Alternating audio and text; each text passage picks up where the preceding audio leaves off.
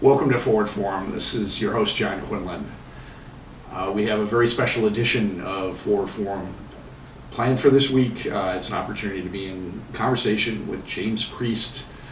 And James is in Madison this week visiting from the UK for the Mutual Aid Network Summit. And James is here to talk about, as he has been throughout the week, a process called Sociocracy 3.0. James, welcome to Forward Forum. Hey, thank you, John. Great to be here. And I think probably the best way to delve into this is just to ask that basic question. What is Sociocracy 3.0 and how does it apply to the work we do as organizations?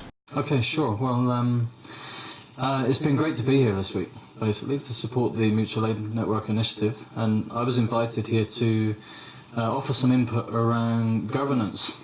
And when I say governance, it's really this process of controlling, guiding, managing flow of value in order to achieve the kind of outcomes that we want to achieve, if we put it into its essential form. And Sociocracy and Sociocracy 3.0, I'd like to back up and look briefly at the history. So the term sociocracy was coined in 1851 by Auguste Comte, who also coined the term sociology, I guess the first self-acclaimed sociologist. So it's got its roots back about 167 years now. And it's gone through various iterations, and particularly from the earlier 20th century, a famous educationist, Kees Bueker, who was also a Quaker based in the Netherlands, he took his kids out of school around 1926 because he was concerned about the establishment and the kind of motivations of the school, and he created a school that we could, from one point of view, we could call it more democratic. And what it did is it motivated the young people to participate in the governance of the school, the running of the school.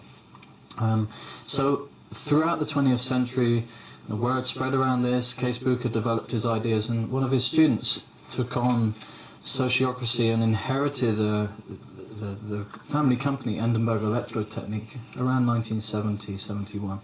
And he took the principles of sociocracy and the work of Kees Bueker and others, and with a view to bringing more equivalence, giving people voice in decisions that affect them, into that organisation, whilst remaining effective. And I think this is one of the challenges and concerns that we face today, is with a more pluralistic worldview and a more consensus-orientated ideology emerging amongst many people, is sometimes effectiveness is compromised. Yeah? And when we're vulnerable, we tend to fall back on those old patterns and behaviours. And so I think what we see emerging in modern organisation today is this need to align, synchronize, navigate greater complexity, and obviously there's more vulnerability around this, and bigger stakes, and to be able to do that in effective ways, and to recognize the limits of any one individual or small group in terms of their capacity to navigate complexity. So there's this big invitation to tap collective intelligence, to draw in more people so that we've got a broader kind of perspective on the issues that we're facing, and to collaborate collectively towards coming up with viable solutions to addressing the many complexities that we face. So sociocracy is really a framework that supports that. It's got a number of principles, a number of processes that have been evolved from this history, particularly through the Netherlands. And in the world today now, it's relative to the number of people that know about it, is still a minority approach. But what we see is a kind of exponential evolution of understanding around sociocracy. A number of intentional communities, non-profits, social transformation groups, as well as various corporations, educational establishments and so on, have been picking it up and taking it on. I'll say briefly a little more about the history because I think it's relevant. So until the end of the 1990s, predominantly literature was only available in Dutch, maybe some German also. And so there was no real opportunity for people outside of that domain to really access the material. And a gentleman, John Buck, based here in the US, he made it his business to learn some basics of Dutch, and he went to the Netherlands and became the first English-speaking person to get certified in sociocracy. Because out of the Netherlands they offer a certification program. And so he translated into English, and that really catapulted sociocracy into the consciousness of the English-speaking world.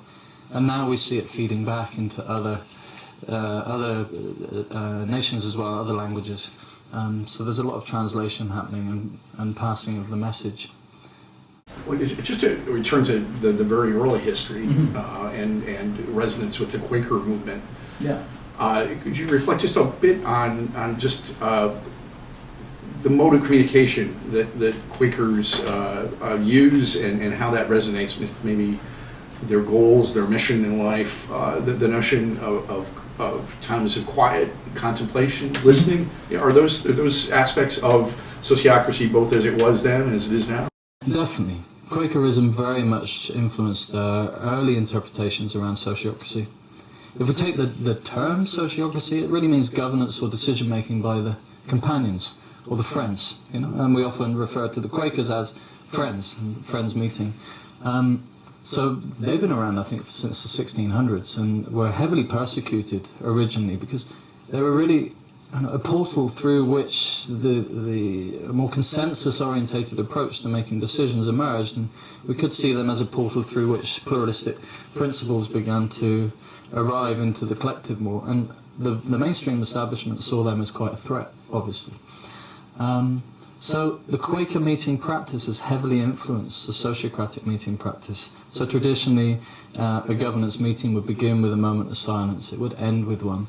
And a kind of premise of the Quakers is that the Christ consciousness isn't just outside of us, it's within us. And they speak a lot about the light within. And the meeting forum is a space where people come together with the acknowledgement of the potential of something greater than any one individual emerging through their shared process. And so the practice brings very much the process of silence into the space, and we're moved to contribute to do so. And people respond to one another and respect that which emerges through individual people sharing as being individual components of an emergent wisdom. That's coming from a place that's beyond any one individual. So as you talk about this evolution of emergent wisdom, I think in some ways this is embodied in the definition of what the process of consensus building is. It's coming together as a group and deriving the wisdom of the individuals, but in a collective way, in a way that allows people to put themselves in other people's shoes, see things from other perspectives. Exactly. Yeah.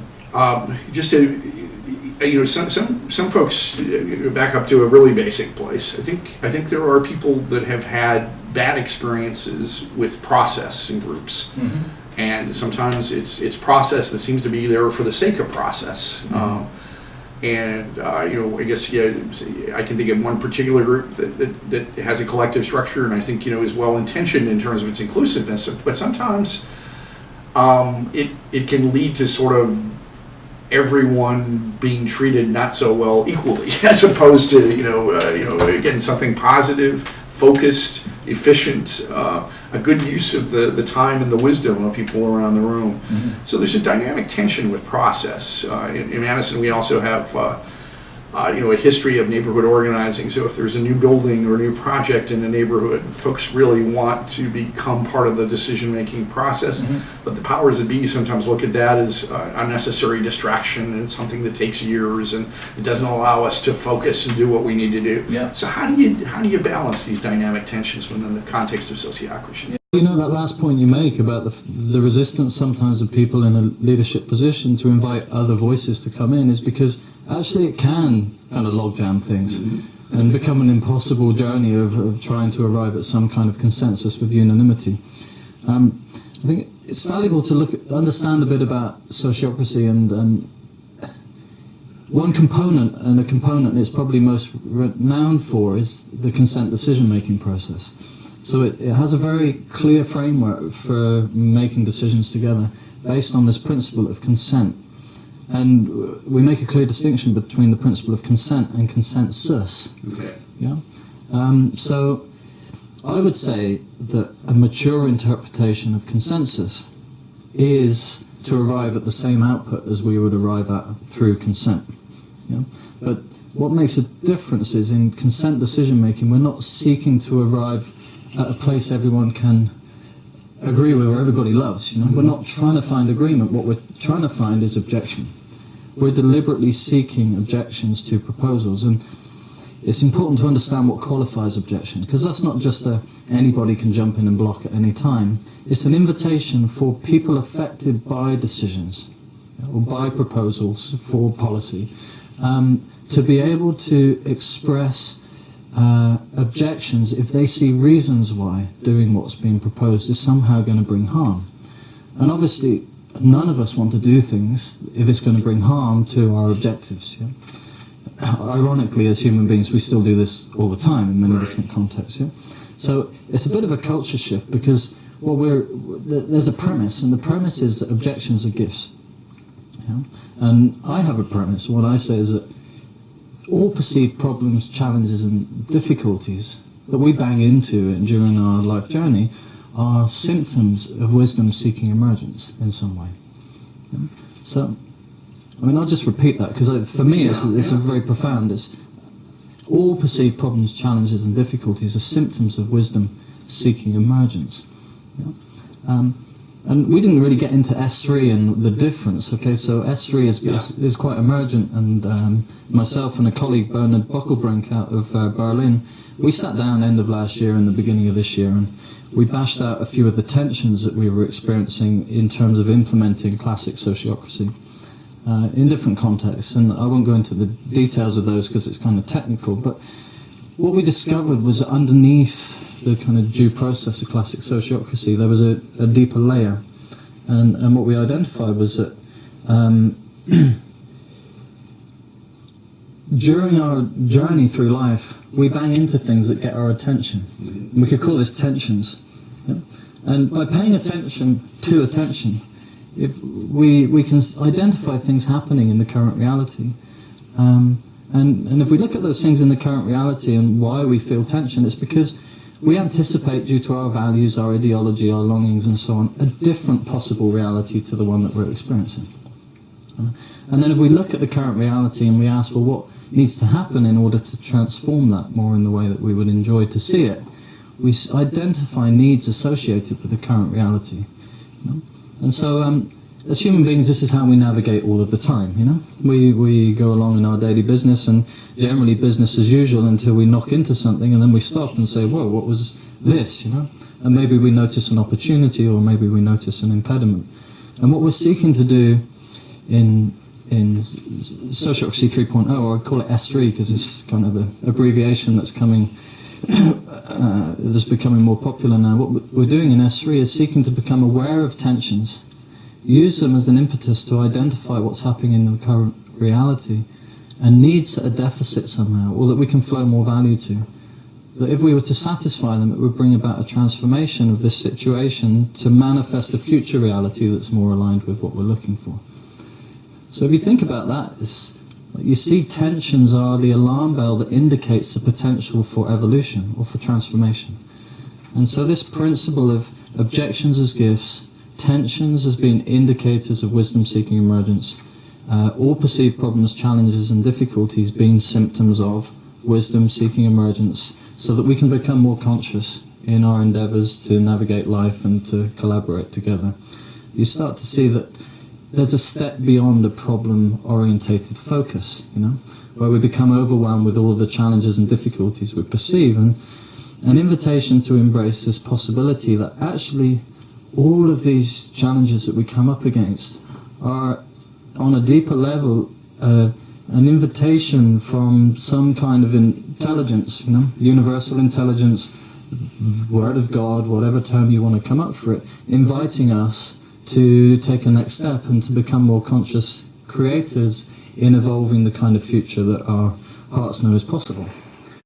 You're giving us a great overview of kind of the principles, and especially this attention to tension. I love that phrase. Yeah. I want to plunge us a little bit deeply, you know, at this stage into something concrete, and we can come back just to provide the bigger picture, the wider context. But obviously, our country, and in many ways the world, are engaging very profoundly right now in issues of racial and economic justice. Some of the tension that exists is, I think, majority culture perhaps just doesn't understand or didn't understand the many ways in which, for example, young African American men have been diminished that have led to the violence against them, the expectations, the disproportionate incarceration, and other manifestations of what's happening in this country. I like to be an optimist, and this comes partly from having spent most of last March in Selma and seeing a community of 20,000 people that momentarily had about 120,000. Mm-hmm. And virtually all of those folks, regardless of their racial background or their class or other things, were there because they were seeking, I think, the kind of evolutionary process you're talking about here, moving into a place of deeper understanding, of finding common ground, other things. Mm-hmm. But do you have thoughts on how this affects things? Again, to a certain extent, I think what we've identified here in Madison is that part of the struggle is that white people, or people in majority culture, on the basis of their education and their income, don't like to be uncomfortable, don't like tension, don't like to have to work things through. But as you're talking, it occurs to me, in part, we're talking about perceptions, because the place you can arrive when you engage with tension and conflict, and you try to work it through and you put it on the table, the place where you can get is a much better place. Mm-hmm. So in some ways, I think some of this discomfort and anxiety about the process is misplaced. Mm-hmm. And perhaps S3 is a way through that. Yeah. Well, what it gives us is the evidence that if we can hold tension, embrace it, again and again we discover that there's a potential kind of both-and solution waiting to emerge. And I think what's helpful is to bring in some compassion for everybody, actually, because it's not always comfortable to be with tension, and it's helpful to look behind that and ask, well, why is it that people are uncomfortable to be with tension? And I think just as a basic instinctual kind of drive, we seek to find situations that meet our needs, where we feel safe, where we feel well, where our basic needs are met, and so on. And there's a multiple number of ways and strategies that we develop as human beings in order to achieve that. And this happens on the macro level in terms of division between different cultures, and on the micro level between individuals within small communities, and in our own interiors as well. There's a kind of unconscious sorting process takes place throughout our development as children, where we separate out behaviours that bring us more comfort and more of our needs being met from those that don't, and tend to push them out of our consciousness. If you look at this in terms of human relationship in general, we see that human beings end up polarizing on the basis of belief. It's like, so we see divisions, and there's a tendency for all of us in moments to try and align with those people who share similar beliefs and worldview and perspective to us, and to disassociate ourselves or project onto others those parts of ourselves that we would prefer not to be identifying with. And this plays out in a myriad of ways, including in terms of issues of race and so on. I have no expertise in the kind of history of some of these dynamics, but what I do understand is we tend to judge that which we have disowned in our own systems, right, due to some kind of deeper wounding in our history, whether that's our personal history or whether that's our social history, and so on. And for sure at this point, as a consequence of that, we see the deliberate perpetuation of some of these ideologies for all kind of reasons, And I tend to zoom right out, and one thing that really interests me is this issue of power and vulnerability. And I spoke to this during the summit this week because it's a topic I think it's really important we look at. We can see all kinds of inequivalence in the world today. There's all manner of oppression, and through opportunity and privilege, there are certainly those who find themselves in positions of extraordinary influence with incredible degrees of resources, and they act out sometimes in extraordinarily amazing ways and sometimes in really horrific ways. And I guess on Tuesdays and Thursdays we do the same thing, in different contexts. What interests me is why this is. Why is it that a minority of people, through circumstance and privilege, act out in ways that can be so appalling and contribute towards what some might argue actually would be our ultimate demise as a species if we don't reorientate and navigate. And so this is a topic we touched on the other day, and it's a kind of hypothesis, but I think mathematically somehow it makes sense. It seems that a majority of human beings on planet Earth today, for whatever reasons, to some degree identify with a position of disempowerment. Some kind of level of victim identity to the state, to the authorities, to circumstance, to the neighbour, to whatever. And it's really an aspect of the child in us. It's a kind of state of infantilism that all of us at times when vulnerable fall back into. And if I bring this into the context of governance and the topic of the conversation today, I look at the world today and we see these government entities, and they're supported by corporate entities and kind of power centres with people who are steering and influencing in different ways. And I hear a lot of people complaining about the way in which these people are doing things, and that there can be policy decisions that are made that are really appalling, oppressive, and so on. I think we're all accountable somehow. Because on some level, if all of us were to say no, if all of us were to stand up and give voice and stand behind our perspective that these things are inappropriate, and that are bringing harm, then all of this would end today. Because it's only through kind of collusion, be it conscious or unconscious, with either polarizing with and projecting the bad guy onto these systems, or colluding with, or just ignoring, that they perpetuate. And the principle, or the hypothesis, is that power needs to flow. And so if a majority of human beings are disowning power to some extent, and identifying more just with vulnerability from a victim position, then we're kind of giving the burden of power to a minority to express that in increasingly distorted ways. And this is what we see happening. We talk about the 1% or the 0.1% or probably the 0.001% of people. From my point of view, these people are victims, and what they're victims of is the symptoms of a large majority of human beings disowning their power to some extent. So why do I go around the world teaching about governance? Because my interest is human relationship, and transforming conflict. I really never imagined that I would be an organizational development consultant and teaching about processes like sociocracy. But what I saw was that 90% of conflict in organizations, in groups, in relationship comes down to a basic fact, and that is that we as human beings haven't really inherited tools and resources for navigating the complexities of decision making beyond a kind of right-wrong dualistic worldview. And what sociocracy is inviting is that we seek a more both-and perspective. Begin to recognize the inherent value, essential value, in all positions. Not necessarily that any one person's way is the way, but if we look to the essence of any behavior, we always find something of value.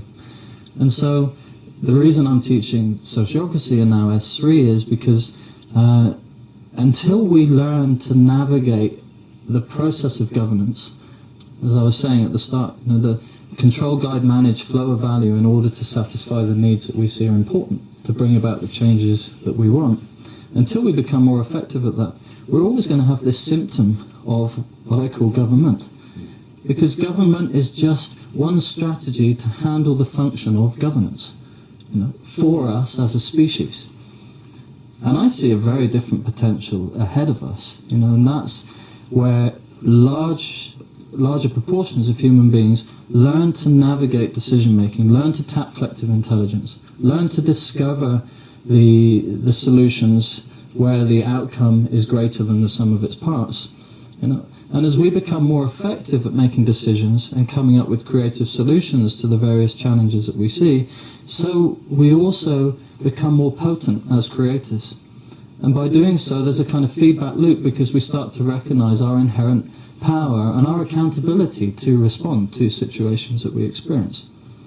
So if we look at empowerment, a kind of basic definition is power in service of vulnerability. If I'm really empowered, I'm learning to use my unique potential and capacity as a creator in service of that vulnerability for myself, to be accountable for myself and my needs, and you doing the same. As we do that together, so we kind of take back this deposit of power that we would rather give to someone else, And thereby we start to shift the balance, the equilibrium within the collective consciousness. And we alleviate the burden for the minority who currently live it out, obviously in distorted ways, because a few people can't embrace in integrity the collective power of all of humanity. Well, let me reflect back on a couple of things. So as we talk about the concept of governance, I mean, it's always struck me that in its best form, in this country, for example, government is the ultimate embodiment of community, just on a broader scale.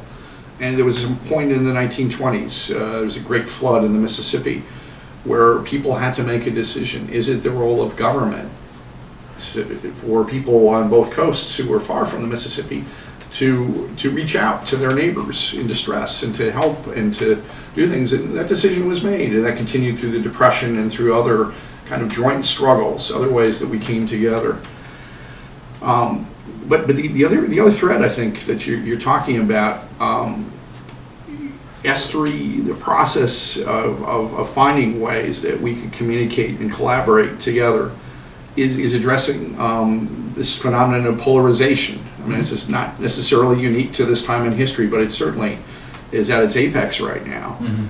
And it probably is in the best interests of, again, the powers that be to have us be polarized, not see the ways that we can work together and do different things together. So anyway, it strikes me that what you're talking about is a way to counter something that's been very destructive of our ability, our opportunities to come together out of woundedness and realize there are things we can do together that we can't do alone. It's all about connecting the dots in some ways. Sure. Connecting the dots and connecting the small portals of emergence. So helping small initiatives, groups of people coming together around shared initiatives to become more effective at how they navigate that, and then linking them up with other groups who are doing the same. Supporting the flow of information. So as I learn something, there's channels where you can also benefit from that learning. So that we build networks of semi-autonomous groups, organizations with semi-autonomous teams of people, and people in roles where they have semi-autonomy to be able to just get on with things and bring their best judgment and their best wisdom to the different roles that they're in. The more that we learn to collaborate at that level, the kind of grassroots level, the more effective we become at taking care of some of the bigger issues that affect wider spectrums of people. And really, in the end, I mean, government, if that's the strategy that we're with in 100 years' time, and we manage to navigate this kind of transformation successfully, then it will be a service body, a body in service of those needs, implementing those strategies that we as individuals or small groups or even wider groups choose not to deal with because it requires some kind of higher level, more abstract body to take care of it. But the thing is, in sociocracy, if there's a reason for something not to happen, then anyone affected by that decision can object to it. And so this goes not just for agreements that we make, but it also goes for people in roles. So in a sociocratic organization, teams would create roles in service of the needs that they want to satisfy. And they would select people in the absence of objection and on the strength of the reason for those people to be in those roles. It's not a majority. We're not giving supremacy to majority or supremacy to an individual or supremacy to consensus, which in many cases actually comes back to supremacy of a minority, because if someone blocks, then that's the game over. We're giving supremacy to reason. And I don't just mean some kind of scientific, dry, rational point of view. There's many ways we can validate reason. So my point is, if somebody's in a role, or we've got a group of people in a role to carry out specific functions, like some of the functions of government today, and there's reasons why doing that is bringing harm, then in a sociocracy, people are empowered to object. And those objections are paramount. So if I'm in a role and you object, and you can explain to me and others, hey, look, man, this is your role, these are your accountabilities, and you're not fulfilling them, then I'm going to welcome that feedback, because it gives me a chance to get back on track, because I'm in service to you in this role. And if I'm not in service and I'm out of integrity with what's happening, then I'm going to get picked up for it. And the rule of the game, if you like, says, hey, if you're not following if you're not accountable for your responsibilities and you're not being true to your contract, then you're out of there, and we'll select somebody else to do it. And I think this is probably one of the most significant implications of a sociocracy rather than a democracy. Yeah, because sociocracy it gives equivalence to people affected by decisions. It insists on transparency in the absence of a reason for there to be secrecy, and it also argues for the importance of being effective, so that we can actually achieve things through our collaboration, because otherwise why do we bother? And I think these three elements particularly have profound implications for us in terms of a possible future way for us to navigate some of the bigger decision-making, the matters that we need to address, and some of the kind of larger strategies that we need to implement in order to navigate the complexity of being multiple millions of people living on different portions of the planet. So I want to explore in greater depth sociocracy versus democracy and how that plays out. Mm-hmm. Of course, we're trying in the course of a relatively short conversation to summarize concepts that you're describing in a dozen hours or more. So we can't get at all of the nuance here. But I think one of the basic things that I struggle with, and I know some of the other folks in the room have struggled with, again, is how minority opinions are expressed, how someone who brings in a unique perspective drawn out of their own life experience can find a way to feel lifted up and empowered in the expression of that. Mm-hmm. When I think of consensus, the negative connotation I bring to it sometimes is it leads to a homogenized view of things, that people have to come around and they have to join things. It could in sports case, lead to that. And that would suppress a minority opinion. It's maybe like that juror in the jury system here in the States that just strongly believes in something and is held up in the fact that no, the death penalty isn't appropriate here or whatever. But anyway, but that's a hard thing to have the integrity and the courage to maintain a position that goes against perhaps the underlying assumption that the group went into. Yeah. But on the other hand, amazing transformative things can happen when folks take in what that person has to offer. So how does that play out in S3? Well, this within the consent decision-making process, this is the kind of shift of perspective we're seeking to facilitate. So it's this recognition that in consensus, the biggest sin can be to block somehow, or raise an objection, because we've been here 12 hours already, we spent 6 months writing this proposal and now someone else blocks, it's like, oh my goodness.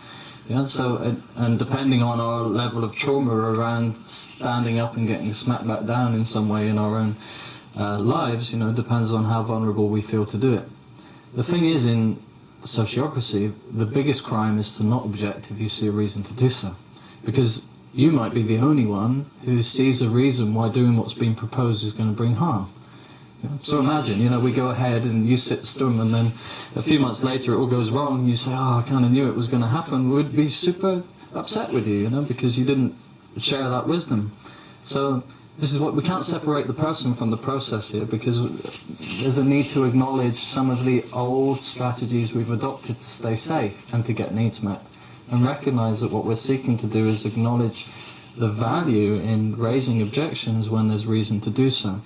And this is different to blocking without any kind of clarity around what constitutes a valid block. And I really enjoy what you say about one of the issues with seeking consensus.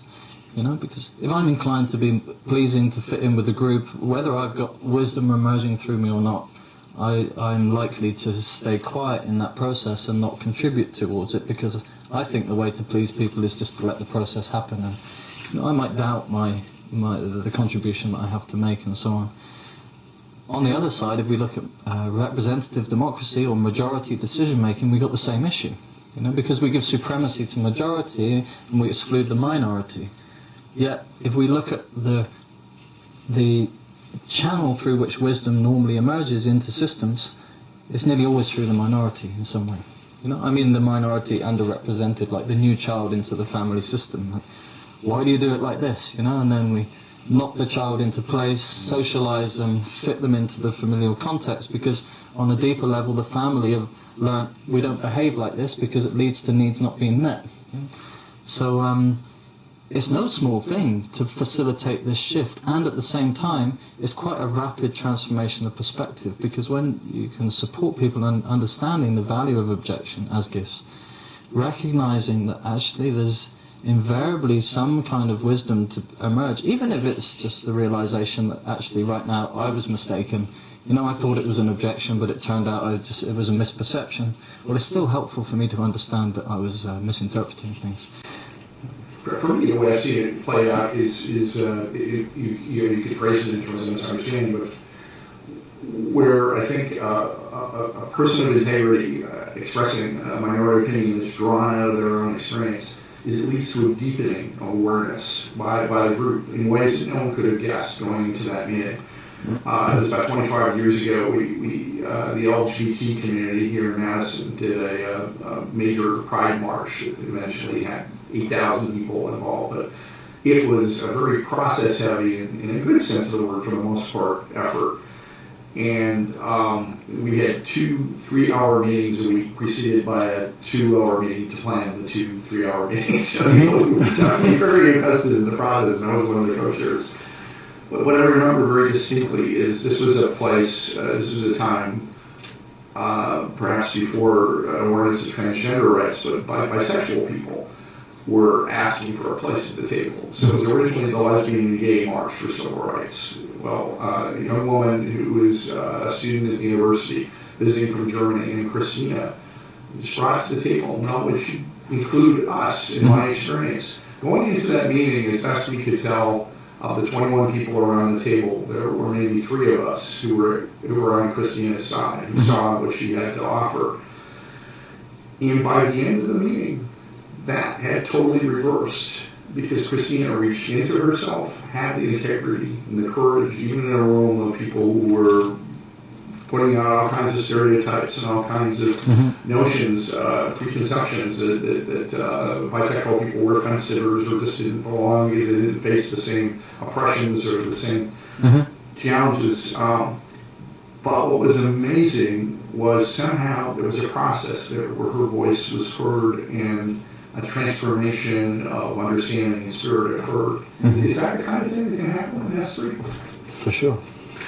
Yeah, in a nutshell, for sure. And I would imagine, again, that the challenges of today, very often, folks of different class and racial backgrounds, one of our challenges as progressives is, first of all, we need to have those people at the table, have them in our groups. But we've got to really create an environment in which someone's perspective is very different from our own is heard. And we don't presume to have all the answers, but are willing to listen to answers from that minority perspective. Sure. Yeah, and one of the many contributions I think Sociocracy makes to supporting this kind of process to take place is we've got the decision-making process, and we've also what we call the proposal-forming process. And the proposal-forming process is a way where various stakeholders who are affected by a pending decision or by an existing one that needs some kind of evolution can come together and collectively contribute towards kind of mapping out the scope of the issue that we're facing, raising considerations that they have around any possible solutions we might come up with, and then contributing their various creative ideas towards how we can go about bringing about transformation and change, or creating policy together, So I like to use the metaphor of like going to the marketplace and picking up various ingredients. We don't really judge them, whether this goes with that. We just give a space where all stakeholders can contribute those ingredients. And we fill up the cupboard, and we've already identified the issue and the various considerations, and from that, then a smaller group of people can kind of prepare the sample dish, and then we can offer it to test with the various stakeholders and see, hey, is this good enough for now? Can you see any reasons why serving this up is going to somehow harm us, And in the absence of that, let's go ahead, test it out, and learn from our experience, and we can apply our learning to evolving the next time we cook the dish, So it's a kind of loose metaphor, but you get the point. So one of the exercises that we embarked on a couple of days ago, it was a basic proposition of all of the people in the room potentially contributing $1 to the work of the mutual aid network. And it was interesting. I think it took us maybe about 45 minutes by the time all the different permutations of opinion were inserted into this. But I think one of the lessons that came out of that, again, resonant with Sociocracy 3.0, it was it's a great temptation for folks around the table, in this case, to speak up for the person that might not have that dollar, or for whom that may be difficult, or has already contributed in other ways. And it's not that that wasn't important to recognize that there were people in the room that came from that perspective. There's a legitimate viewpoint. But I think you were really making the point to us, though, but that's not your place to speak for someone else. You need to have enough faith in the presence of a person for whom that is their issue to be able to speak for themselves. So is that pretty essential to part of what you're doing? That was a very interesting example, actually, for me, and I see this come up quite often, particularly in groups and organizations of people who are really giving their time voluntarily, often are really committed to the cause, and we see people who are very willing to contribute a lot of their lifetime and energy towards helping not just themselves but other people. This kind of the voluntary community sector really attracts people who love to be in service, and there's kind of conscious service and unconscious service, and so the conscious service is I'm at a point in my life in this moment where I feel that I want to do something that's a service and contributes to others, and I'm also in touch with my own needs, and I recognize that doing so is also going to serve me. There's an exchange relationship, and this is what I want to do to make my heart sing. The more unconscious service is when somebody's coming more from a place of identification with taking care of others, and there's a presumption here. The presumption is you can't do it without me. You can't take care of yourself. And if we look deep behind that kind of behavior in somebody, we see that actually it's self-serving, because it's got its roots in learning to take care of others so that we get our needs met. And that's kind of another interview that we could go down to. Sure. But so in this particular example, this is kind of what came up a bit and what I was challenging within the group. And I think in groups where we don't have equivalence, or in societies where there isn't equivalence, where people affected by decisions just genuinely are not given space to voice, and even if they try to and not back, then this is going to perpetuate a sense of purpose for people who are identified with taking care of others, And so they're going to step in, of course. And why it was interesting in this example was the proposal affected just us in the circle. Right. So everybody was there to represent themselves. And my point was when one individual stepped in and said, hey, I think that I object, I think there's a reason not to go ahead with this because maybe some people in the circle can't afford it. It was overlooking that in an equivalent decision-making process, if someone can't afford it, they're going to object. Because they could, when it gets to their turn in the round, they can say, well, I object, and the reason is I just can't afford this right now. This dynamic came up in March. It was March or April, but it was an Earth Day celebration here at the university. I was very proud of the Nelson Institute, which champions environmental causes, that they opened with an emphasis on urban environmentalism. Had a sociologist who's an African-American woman who works in Detroit, of course, a community with lots of challenges. But she made a version of the observation I think that you're making is that there are a lot of very well-meaning folks of privilege from outside the inner city of Detroit that come in and say, we've got a solution for you. We've got this innovative new method or this great entrepreneurial initiative or something. Gosh, if you would try this, it could just really change your lives. But there's something patronizing and presumptive about that's really wrong. And it sounds like in group process, in governance, we've got to avoid those traps. It's very easy for us to try to rescue or speak for people who aren't there.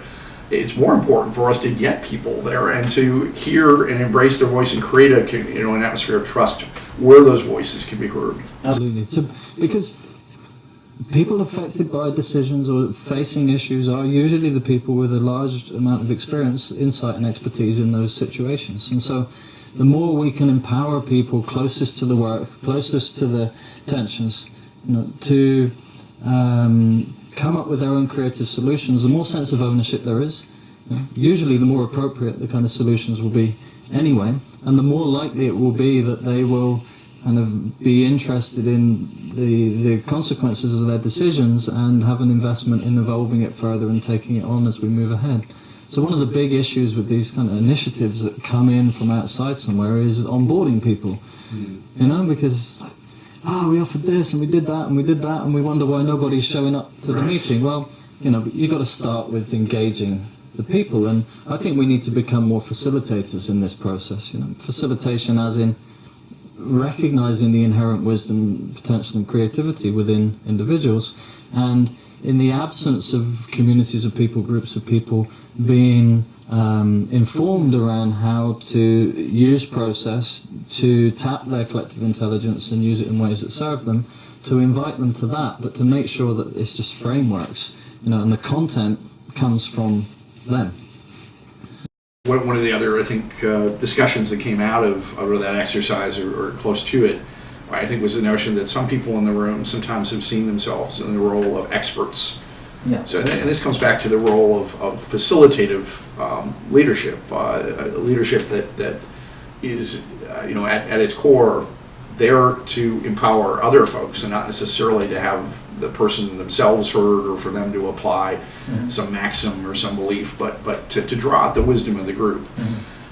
So again, how is that dynamic tension managed within S3? This notion of some folks maybe have expertise and speak with a certain authority versus that not being limited to other people in the room. Yeah. Okay. Well, for that, it's probably helpful to clarify that there's two broad domains in organisation that we need to consider. One of them is operations, or kind of work. The doing stuff together. And I think most people can understand and relate to this. And the other one is governance. Like making decisions about how work flows. Right. And I like to use the metaphor of building the banks of the river to guide the creative flow. And governance, in a way, is dealing with optimizing flow of information. We want to tap as much information as we can that's going to serve us in optimizing how we flow value. The kind of workflow. Could you remind me the question, John? Because I'm just... So it's partly getting at folks who see themselves in a certain role of expertise, and I think you're making a great distinction. There's governance versus kind of the things that you would have to do, and maybe the expertise that is essential to some of those tasks. Yeah. So the point is that in sociocracy, the governance is flat. Yep. So circles of people invested around particular drivers, we say, flowing value towards satisfying certain needs, are accountable for making their own decisions. In terms of how they develop strategy in order to be able to flow value. And so everybody can bring items to the meeting agenda. Everybody has the power to object when there's reason to do so. And we can also consult people affected by those decisions. If we're dealing with a community, for example, and we're acting on their behalf, we can also offer out proposals into the community and invite objections from a wider audience of people as well. It doesn't make sense to have 10,000 people in a room, but it does make sense to consult them if we're making a decision that affects them, to see if there's any reason not to do it that way. So governance is flat. It empowers everyone affected by decisions to stop a proposal becoming policy, or to change a particular policy if it's not serving in the way that it's meant to be serving. In terms of the daily work, then we select people to fill roles, to do work, on the basis of, or the strength of the reason to have them in those roles. Yeah. So there's plenty of room for expertise, We want people who have expertise in different domains to be the people who engage in those various functions. Sometimes we want to pair up or buddy up people who don't have the expertise with people who do have the expertise, so we can pass those expertise on and skill up everybody, and raise the general level. So I think there's a place for experts. Right. Yeah. One of the confusions that often happens is this confusion between governance process and operations. Yeah. And culturally, there's this mistaken idea that says if I'm in a position of senior management and I have some expertise and so on, then I'm also in a position to override you in terms of governance decisions. Yeah. And sociocracy wipes this out because it just says, no, let's not do that because it's not effective. So we flatten the decision making.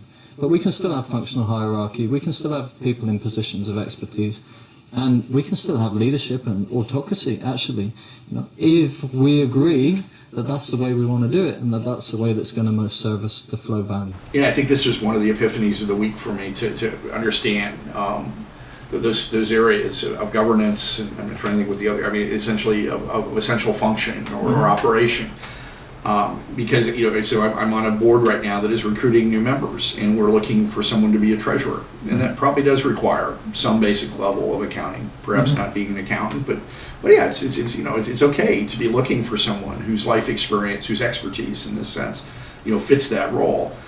But conversely, we're also on multiple axes in terms of trying to bring in people from different communities and life experiences and causes and other perspectives. And those folks, again, will have an equivalence in the governance decision. But in some ways, that's a different set of criteria than we're applying to the folks that we want to bring in for the operations of the group. But in the end, of course, it's governance that's going to determine our goals and our mission and other things. So, Sure. Does that make sense? Is that maybe some of the disconnect in groups that don't understand that, and then maybe again a small group of people ends up sort of anointing themselves or being anointed as the folks who really are ultimately the decision makers and the agenda setters?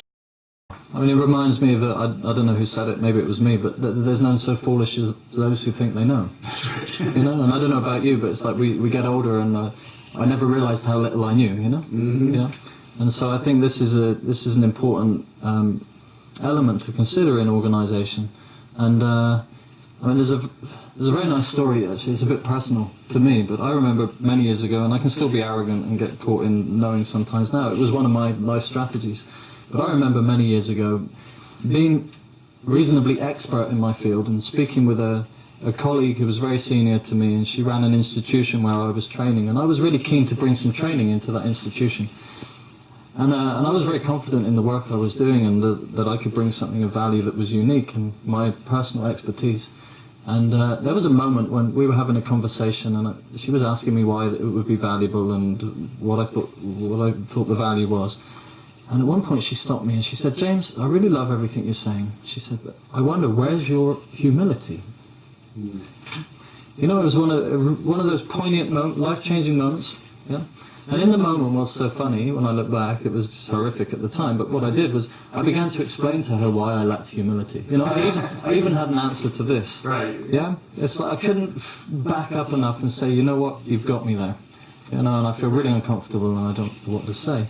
So anyway, this started a 2-year process for me, like navigating the kind of shame that I felt, because I realized on a deeper level I'd identified with knowing, because my journey had taught me if you don't know, then there's a danger of some kind of bad thing happening. Yeah? And so I'd lost the student, the capacity to be in a state of perpetual wonder for the miraculous intricacy of the universe. Yeah? And so I went on a 2-year journey of becoming conscious of how much I identified with knowing, and through becoming more aware of it and understanding the vulnerabilities behind it and how that strategy had served me once but didn't serve me now, I began to get more space. And as I did, I also began to connect more with the humility in me and the sense of wonder and openness to others. And I'm so impressed by people these days. Everybody I meet, if I just stop and take a moment to acknowledge the journey they've been through and this heroic quest of navigating life and getting up each day and facing all of the kind of things that we face, and the wisdom that we accrue, every single person is just extraordinary.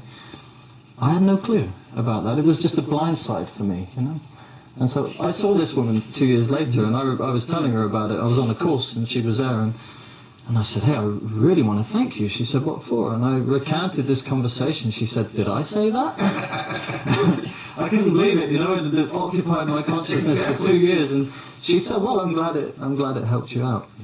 Yeah. So I kind of offer this as a bit of my own journey around disidentifying with the expert. And sure, this is an area of expertise for me, and I have a few, and you have a few too. But if we can get out of our own way and open to the collective resource of wisdom that comes through everybody, then we have the potential to really up our game. I think you're talking about something pretty fundamental to the Sociocracy 3.0 process. It's a series of dynamic tensions, and it's a journey, it's an evolution what you're describing, I think, is what most of us have gone through, whether we come from a place of privilege or more difficult journeys. We've got to have confidence in ourselves. We've got to have belief in ourselves, and to a certain extent, it's hard for that to coexist with a sense of humility or a sense of the wisdom of others. But most of us, I think, go on that arc. But it sounds to me, as you're describing the process, I keep on thinking about, because I've been in this role so many times, the role of facilitative leader, co-chair of a meeting, or someone who is trying to get things through. And there are a number of gems of wisdom I think you shared with us. One is that to a certain extent, that's a very important role. So you shouldn't necessarily just rotate randomly through, but perhaps have someone embrace that role for a period of months or other things. Just be very thoughtful about the person who's in that role and what role they're fulfilling. But could you talk about that just again? That the role of the facilitative person, and it's not just the person running the meeting. Of course, it's all of us who have to embrace that role.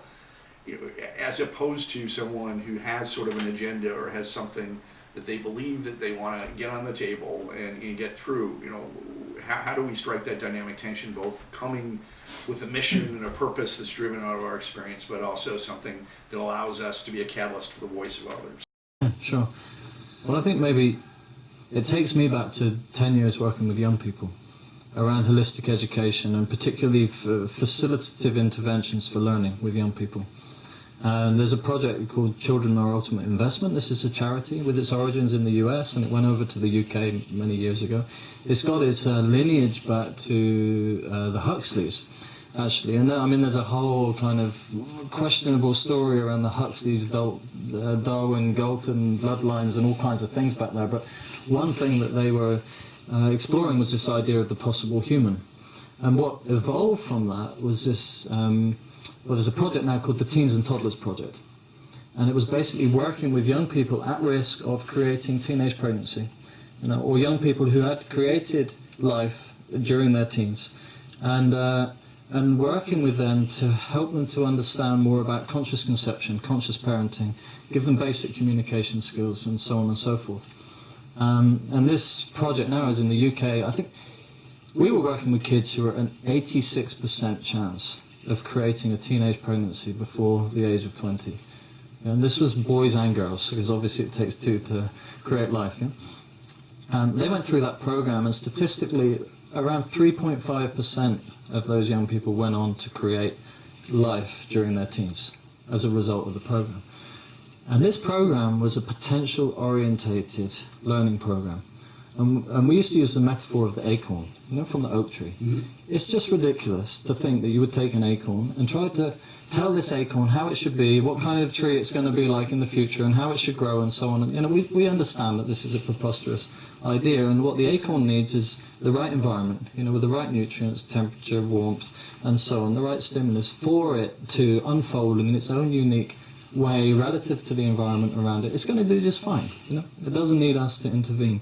And yet, strangely, we have this idea of education and schooling, where we, from one perspective, see children as empty vessels, and if we just fill them up with the right influence and the right ideas and the right opinions and the right behaviours and so on and so forth, they're going to come out just as they should be.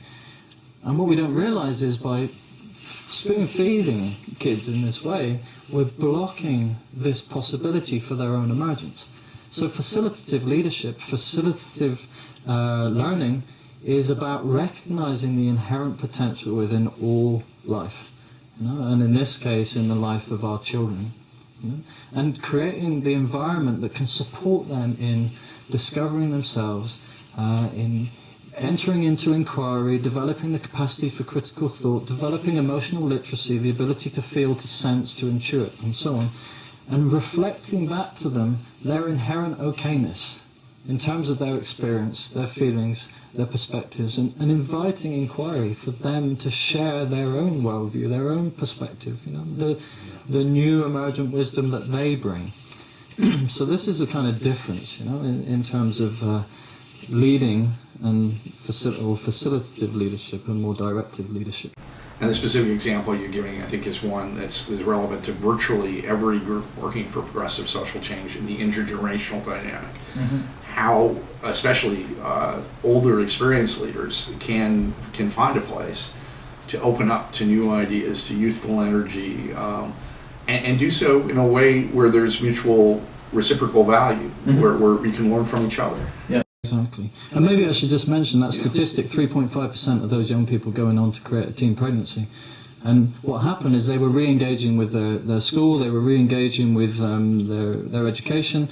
I don't always think that's a good thing, actually. You know, I've got a lot to say about schooling, and I think John Taylor Gatto's work, I don't know if you're familiar with him, but I really encourage listeners to check out John Taylor Gatto, because he's made such a contribution to looking at some of the deeper history of the schooling system and how it's counterproductive to the empowerment of all of us, actually, in many different ways. But the reason that they chose a different route, you know, it's like choosing not to create life and to develop their aspirations and to express their creativity more in different ways, was because we created an environment where they began to discover their inherent potential, and they developed more hopefulness and more excitement, and they tapped their creativity and began to discover their own inherent skills and potential. And then, of course, they didn't want to create another life at that age. You know? I mean, we teamed them up with 3 and 4 year old kids as well for 20 weeks who had support needs, and then they also learnt about what it really meant to be a parent, you know? Yeah. But still, I think this is an important metaphor for us to look at, because what would the world look like if all of us were in environments where we were more able to flourish, you know? And in the absence of having had an idyllic childhood necessarily, and compassionate to the fact our parents who have parents who have parents who have parents, you know, nobody's really to blame in the end, you know, this is where we are right now. I think it's a very interesting question to consider. How can we more empower ourselves and equally empower others to take space, to dig in a little, and to allow the emergence of that wisdom that's alive in all of us to express? And if we've got appropriate tools and processes that can support the synthesis of that towards a more both-and way of synthesizing and co-creating together, then I think we stand at the precipice of an extraordinary future. We're about 5 minutes coming up on the hour mark, and this conversation can evolve in other directions and at other times. But what I wanted to zero in on after this week, at this during this birthing process of a new organization, the Mutual Aid Network, that is in fact also the catalyst for other collaborative groups and other organizations that, you know, it's going to spread worldwide. Can you give us some of the wisdom again that comes out of Sociocracy 3.0 and a lot of what you were just saying just now? Why is it important at this early stage in our development that we embrace a process like this that is as inclusive and as transformative as this potentially could be for us? Well, a project like the Mutual Aid Network is no small ambition that it has. Yeah. It wishes to create alternative mechanisms for human beings to collaborate together, to trade together, to create together, to communicate together, and to create a worldwide infrastructure for that to happen. No one of us can do that alone. No small group can do that alone. And if it's truly going to be a global initiative, then we have to recognize the diversity of opinion that exists amongst all 7 billion human beings on the planet. Yeah. So that's the primary argument, because if we can't put in place forms that will support that, and that by example help others to realize that this is actually the case now, then we'll forever remain divided. So I think this is one important element of it. And the other thing is, just from a common sense point of view, we are a sociocracy. You know, if you look at the human body, in essence, it's, I don't know, I hear different figures, I haven't counted, but like 10 trillion, 50 trillion cells, you know, each one an autonomous, independent living entity with its own respiratory system, excretory system, communication system, and so on and so on and so on. We have within us the wisdom for complex communities of semi-autonomous life forms to collaborate together to manifest something extraordinary. And if you look at S3 in a nutshell, I mean, what are we doing? We're navigating via tension. You know, it's like human beings as the nerve endings of the living system, picking up changes, and when we realize there's a change, flowing that information to the place where it most needs to go, so that those people who are dealing with whatever driver may be affected, you know, can shift gears, integrate the wisdom, adapt accordingly to flow value better to the needs that are important. And a set of patterns and processes that we can use to be able to tap collective intelligence and do that in ways where there's no reason not to do it. No, I mean, it just makes sense, no? It just makes good sense. It makes good sense for all of us to do that. It makes good sense for every organisation on the planet, not necessarily to be a S3 organisation, but to start asking about what would it look like if we find ways to tap the collective intelligence and allow the organic emergence of our organisations to unfold, and spend less time focused on what the perfect organisation should look like or what the future might have to look like. We can be inspired, you know, but to step back a little bit and realise that there's an inherent wisdom seeking emergence, and if we can navigate according to that, then our organisations will reflect this deeper intelligence that's alive within us. So not to put you in a difficult spot, but in this week in which the mutual aid network is essentially that acorn, and we can't possibly know exactly what kind of tree it will form into. In your interactions with the folks that are here, you know, at these early stages, do you have an optimism that there are things happening that are resonant again with the S3 experience, that are an opportunity for worldwide connection in ways that perhaps it hasn't happened before? I can't say about whether it's happened before or not, you know, but I think it's always been a potential. What seems to me to be happening is that as a species we are arriving at a point and an opportunity to become more conscious collaborators as co-creators in life's unfolding. It seems to me that as a species and as a unique form of manifestation of life on planet Earth, that we have this extraordinary capacity for consciousness and to engage with more awareness and more conscious choice in the decisions that affect us. And I'm perpetually hopeful. You know, just meeting you, meeting anybody on any day, we only have to take a little look at the extraordinariness of each of us as individuals to realise that there's an extraordinary possibility here before us. Will we navigate the challenges and the complexities that we face today in ways that are successful? I've got no idea. I mean, there's choices and consequences, and life, if we look historically, life has gone on big turnarounds and transformations many times. I couldn't possibly say whether or not the human species is going to be here on planet Earth in 100 or 1,000 years or not, but I certainly recognise that we definitely have the potential to be. We absolutely have the potential to transform these predicaments and challenges that we face, and it just requires stepping back and realising this, that I was sharing earlier, that all of these are just symptoms of wisdom-seeking emergence. Yeah. And the choice is we turn to listen and embrace it or not. James Priest, thank you so much for joining us again. Sociocracy 3.0 is what the philosophy, the organization that you're describing. MutualAidNetwork.org, and we'll put this up on the screen, is one place that folks can link and find you. But what are other ways that people can find out about your work? Yeah, well, you can go to Sociocracy30.org.